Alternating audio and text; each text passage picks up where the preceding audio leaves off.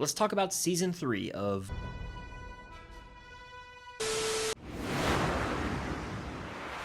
What's going on, guys? I'm Chris, and welcome back to another video. So today, I'm talking about Invincible Season 3. I've only seen the first 3 episodes, so these are my thoughts on the season thus far. I will continue to watch the show and potentially do a final thoughts video at the end of the season, but for now, these are just the first 3 eps. I won't get into spoilers here, so don't worry if you haven't watched the episodes yet, but before I get into this, be sure to hit that like button, comment down below your thoughts on Season 3 so far, and of course, subscribe and hit that notification bell to help reach my goal of 150,000 subscribers here on the channel. So, when it comes to Invincible, here's a little backstory for you on my relationship with the show. I watched Season 1 back when it came out in 2021. I honestly loved it at the time, and then it's just one of those shows that I fell off with, meaning I watched Season 1, really dug it, and then I just never got around to Season 2 when it came out. And so until this year, 2025, I hadn't seen Season 2, so I did a rewatch of Season 1 last month.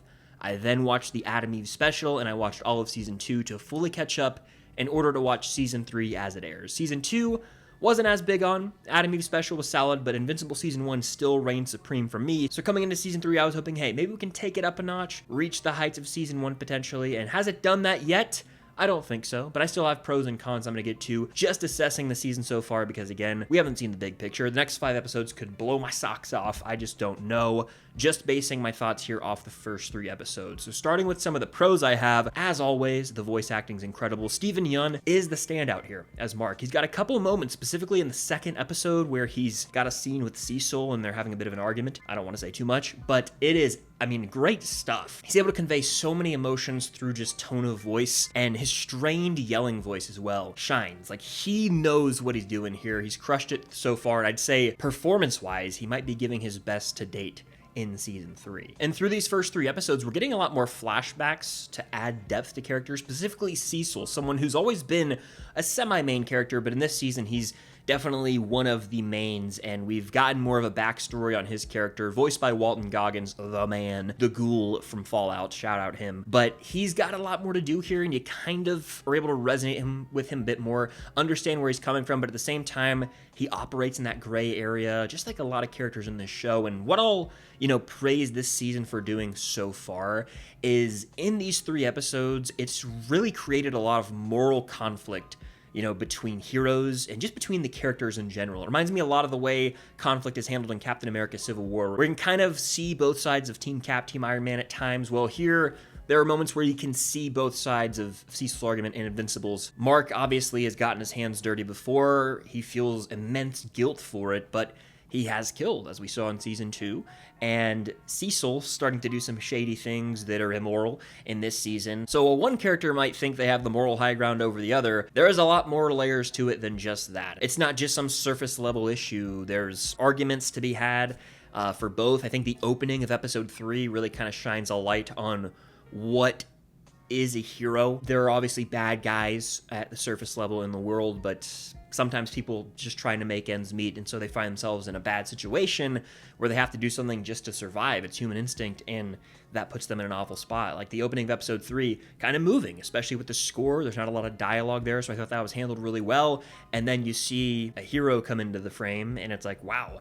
This just recontextualizes the way we view superheroes as, oh, I'm going to save the day. It's the good guys versus the bad guys. This show, especially Season 3 so far, has really sort of peeled back another layer where we can see there's a lot more to it, at least in the world of Invincible. And of course, the character Oliver is in this season, Mark's half-brother, Omni-Man's son, and he is growing up fast. Last time we saw him, he was kind of a toddler. Now he's speaking, and he may or may not be getting his powers, as you saw in the trailer or in the photos that dropped. And so him and Mark have a real interesting dynamic. In fact, to me, it parallels the relationship Mark had with his dad, Omni-Man, or Nolan, in the first season. And it's fascinating because this kid, Oliver, is growing up so fast because of, the species that he is, part Viltrumite, part whatever the hell he is from Season 2. You know what I'm talking about, the fly-looking people. Well, he ages a lot faster. Like I said, he's already got his powers, and so he is really growing fast, and Mark's kind of being a father figure to him, even though it's his half-brother. So there's some drama there, you could say, some familial drama we get into, but what I found to be the most fascinating about this relationship was how Mark and his own mother were paralleling Nolan and his mom from Season 1 to Oliver in this season. So there were a lot of parallels, even in the way that Mark fights in a certain scene and we see like an overhead shot. Both Mark and Oliver are paralleling their dad. And I think it's really well done. I hope that it, sets up some even greater moments as we get further into the season. But as much as I am enjoying this season, it's not without its cons. To me, the world of Invincible is becoming too big for its own good. I think there are way too many characters and plot lines going on, which just make the season, and season 2 I felt this way as well, but season 3 so far I kind of feel similarly, makes the season feel a bit messy and all over the place, almost directionless at times. For example, there will be a character who is last seen in the season 1 finale, who shows up for like 5 minutes of a scene here, and then boom, they're gone. And that's kind of a reoccurring thing in Invincible, is because the world is so big and they're constantly introducing new heroes and villains, it can almost feel like overload to the audience, where you've got this one person who we've seen in a scene, maybe they had an episode in a season 1 or season 2 ep, and then they pop up here, boop, they're gone. They're kind of just working in the background, but there's a lot of focus on them. It's overwhelming almost to remember, oh, where was this character last seen? It's almost like Game of Thrones, but Game of Thrones handled it a lot better in my opinion, where we had different character groupings kind of traveling around the map. Well, we spent a lot of time with those characters. Here, there's just new characters kind of thrown at you, and you don't spend a lot of time with them, so you don't really know them.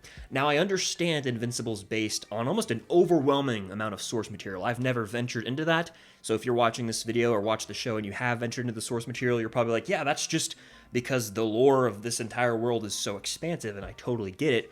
But in terms of a television show where you got 8 eps a season and they're like 50 minutes tops, it can just feel a bit overwhelming, almost like too grand for its own good, comparable to something like Eternals, where they're dropping all this world building and, universe shifting concepts on you, and it just can almost be too much. It can make for a frustrating watch at times, because to me, Invincible's a show that functions better with the binge model. I've always kind of leaned that route of being able to watch an entire season at once. Well, with this, you got 8 episodes, 50 minutes a pop. I think it deserves to drop all at once. Now, I know people argue that kills the week-to-week hype. I'm saying from a viewer standpoint, in terms of consuming the story the way it's meant to be told, I think it would function better being able to sit down and watch it all at once. For reference, I was able to watch the second season of Invincible in one go, whereas people who watched it live got 4 eps in November, and then they had to wait until March to watch the rest, and apparently that was not ideal. So I'm glad I got to experience season 2, all at once, but had I had to sit through that, it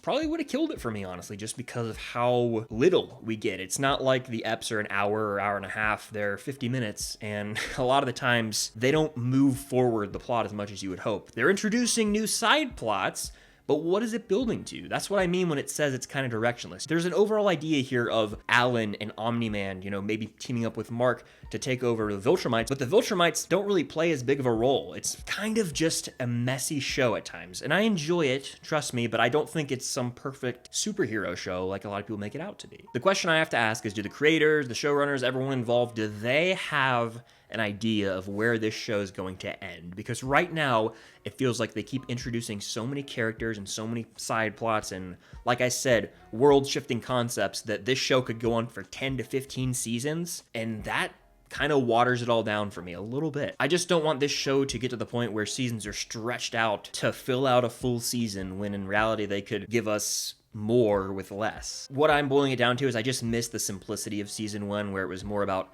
this high school kid finding out he has powers, and then his dad, who's like the Superman of this world, ends up being this evil guy, and he has to deal with that internally. All the while, he's trying to apply for colleges, and he's got romance in his life. Sure, seeds were planted for, the Viltrumites, and there being more to this world outside of Earth, but in season 2 and now in season 3, it does feel a little all over the place. I'm very entertained. I will be watching the rest of the season. I'm not out on Invincible. I'm just being blunt here. I don't think anything after season 1 has reached the height of season 1. That includes season 2, season 3 so far, and the Adam Eve special. And I don't think that's ideal when a show peaks with season 1 and then never gets back to that level. You want a show to get better and better with each season, and while I still enjoy the characters and think, they're introducing some fascinating moral dilemmas here and new conflict we haven't seen explored in this show, I do worry this show could become too stretched out with too many side plots, too many characters, to the point where it's hard for the audience to care as much, at least myself. So that's kind of where I'm at with Invincible through 3 episodes. I will be sat on a week-to-week basis. and might give you guys an updated video on my thoughts once it all wraps up. But what do you guys think of Invincible Season 3 so far? Let me know in the comments down below and hit that like button. Subscribe to that notification bell and stay tuned for more content coming very soon. But until next time, I'll see you guys later.